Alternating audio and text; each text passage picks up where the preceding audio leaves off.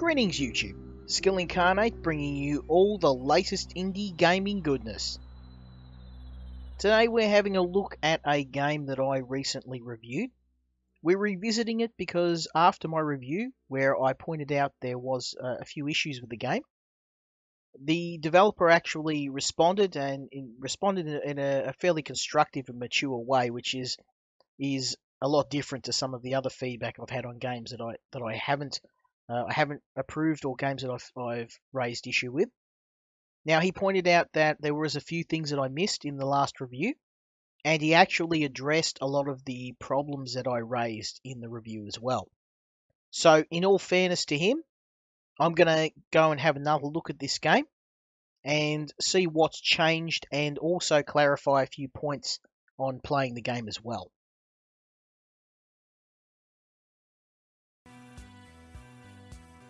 We begin the game in our trusty spaceship, and the first thing I wanted to mention was the addition of the help menu by pressing escape. Now, one of the points I made in the last review was a little bit of confusion on what some of the keys and what some of the items in the game were. The developer has expanded on their help menu to a great degree. Now, we have some information we knew in the last review, such as your oxygen and your jetpack fuel, as well as how to use the guns, but they've also added new information like how to access the cockpit via the computer in your ship, what some of the power-ups in the game are and what they do, what they look like, how to actually use the ship to navigate between the different levels, what the power-ups you can find in the cave do, what they look like and what they can be used for, what the stat points are and how to use those, and also how to save the game as well. So this is all very, very useful and something that absolutely was needed in the game. Now, the second screen is the map screen. We saw this last time, but this has been greatly increased in detail because we can now see what each of the stats are and what they do, what benefits you'll get by adding points into these stats. Fantastic. Finally, a little bit of detail on how to use the map screen, what the icons on the map are, and a little bit of information on the stats around your different guns. Fantastic. Very, very good at clearing up some of the confusion I had in the last review.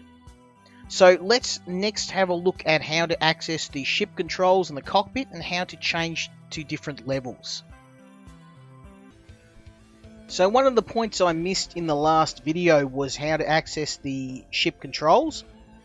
And you can do that by accessing the computer in your ship with the S key. The developers added that in since the last review. And this is actually a very impressive view of the ship cockpit. I like the way this has been done. Very stylish for a pixel game. Now here is where we can actually look at the map screen or where we want to go. And there are a number of different sectors, each with valuable resources that we can get our hands on. Once we've cleared out a map, we can then move to the next one by selecting it. And as you can see, in addition to getting the crystals, which we will be using to upgrade our character, we can also go to these different bosses and fight them once we are strong enough to take them out. Now you can upgrade your character also in this menu here, upgrading your health and your other core stats. Remember that each of these stats can be, you can find out more information about them by using the help menu. And when you're ready to travel to a new sector, just select it. And you can jump to it via hyperspace. Very nice. Now, unfortunately I did miss this. And my assumption was that you just simply had to fly around taking out enemies until the boss appeared. So that was a cause of a lot of frustration and another thing the developer has actually fixed up. So well done. So let's finally have a look at some of the other issues I pointed out with the game in terms of pathing and the jetpack consumption and overall balance of the game. So taking our astronaut for a bit of a test drive, the controls for the jetpack are a lot better. So I don't feel like I'm bouncing through space like a pinball. I have a lot more accurate control over the movement of my astronaut and the jetpack in general. And this was one of the issues that I found with the last The last video I was just dying from a lot of deaths that I felt were pretty cheap and unfair, and I found that that problem's largely been gone because the controls are a lot more tight, a lot more responsive, and the game feels a lot more fair. There's a lot less cheap deaths in the game. So the developer has tweaked the jetpack fuel consumption. The jetpack burns through a lot less fuel, and you actually get more than a couple of seconds of jetpack fly time before you run out of fuel. Now, the other thing that I missed in my last video was that you can actually purchase health and also jetpack fuel as well by using these shop terminals here. Now, these are accessed by using the S key, same as the ship interface, and you can purchase fuel for your astronaut. If you don't get interrupted by enemies attacking you, you can purchase your medkits and fuel and also crystals. So this is a really good way to use your excess money and a good way to prevent you from getting stuck without fuel. So that's another really useful thing that was in the game, but because there wasn't any guide on how to actually use the terminal, I wasn't able to use it. Now, the last issue I had was with enemy pathing, and unfortunately this is the one thing in the game the one issue that still persists, as you can see. Now, this problem isn't as bad as what I thought in the last video, because I have the ability to move between levels. You don't need to actually kill all of the enemies in order to progress to the next level. It is nice because you get your money and also your other power-ups from killing enemies.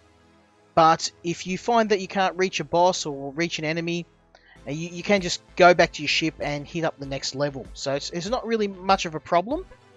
It's something that would be nice if the developer gets a chance to fix, but it's not a game-breaking bug. So overall, the balance of the game feels a lot better.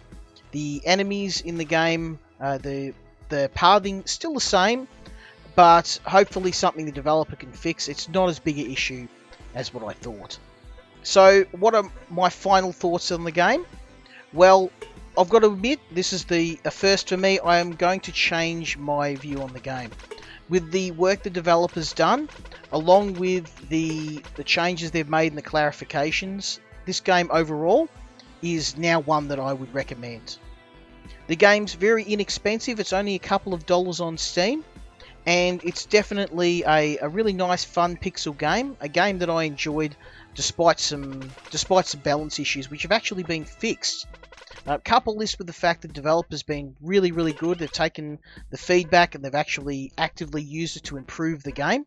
Something that with indie developers and developers in general, it's something that's not very common.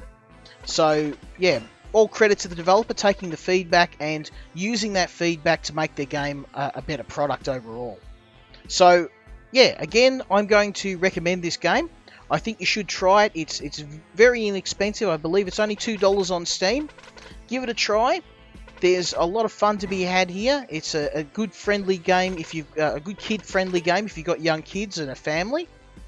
Go and test it out, and hopefully you guys can let me know what you think of this game as well. Big shout out again to the developer for feedback, for having a look at the game, and making some improvements. So it gives me hope in the indie gaming industry as a whole if developers, if they continue work like this and continue taking feedback in a positive way. So that was it for me. Hopefully you enjoyed this video. Hopefully you found it useful, and hopefully you will go out and try this game. As always, if you enjoyed this video, leave me a like, leave me a subscribe if you're feeling kind, and we'll see you for the next video. Until next time, Skill Incarnate out.